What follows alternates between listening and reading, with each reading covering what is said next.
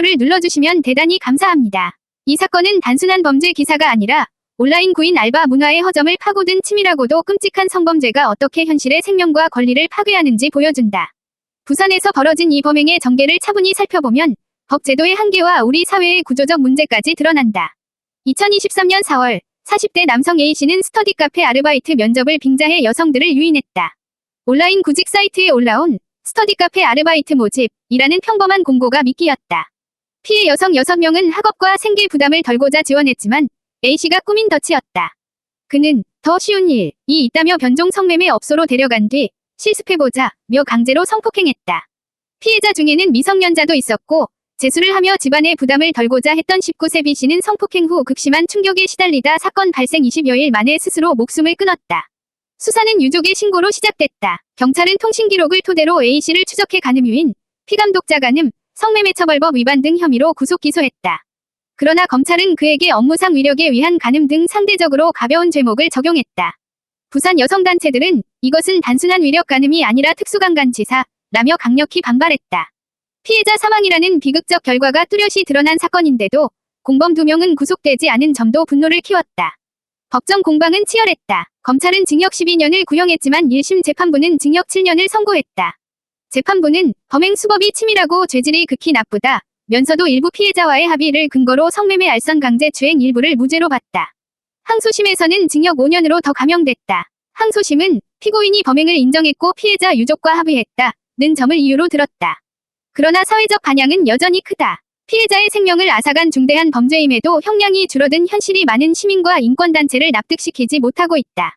이 사건은 몇 가지 뼈아픈 문제를 드러낸다. 첫째, 온라인 구인 사이트의 부실한 검증이다. 피해자의 친구가 사전에 알바 사이트에 스터디 카페 면접을 갔더니 성매매 업소였다는 제보를 했지만 사이트는 아무 조치를 취하지 않았다. 플랫폼이 정보 제공자라는 이름 뒤에 숨는다면 비슷한 사건은 반복될 수밖에 없다.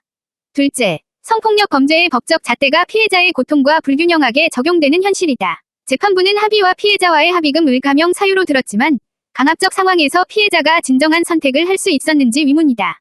특히 미성년 피해자까지 포함된 상황에서 이런 논리가 타당한가 하는 비판이 거세다. 셋째, 사회적 안전망의 부재다. 생계를 위해 위험을 감수해야 하는 청년 미성년 아르바이트 노동자들이 표적이 된 이 사건은 우리 사회의 구조적 취약성을 보여준다.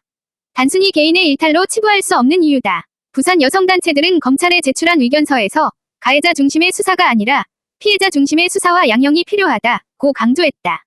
그들의 목소리는 법률적 정의뿐 아니라 사회적 정의를 향한 경고다. 이 사건을 막기 위해선 플랫폼 사업자에 대한 책임 강화, 성범죄에 대한 엄격한 법 적용, 피해자 지원 체계의 실질적 강화가 함께 이루어져야 한다. 단순히 더 강한 처벌을 외치는 것만으로는 부족하다. 피해자들이 안전하게 구직할 수 있는 환경을 만드는 것, 즉 예방과 보호 시스템을 촘촘히 다듬는 것이 핵심이다.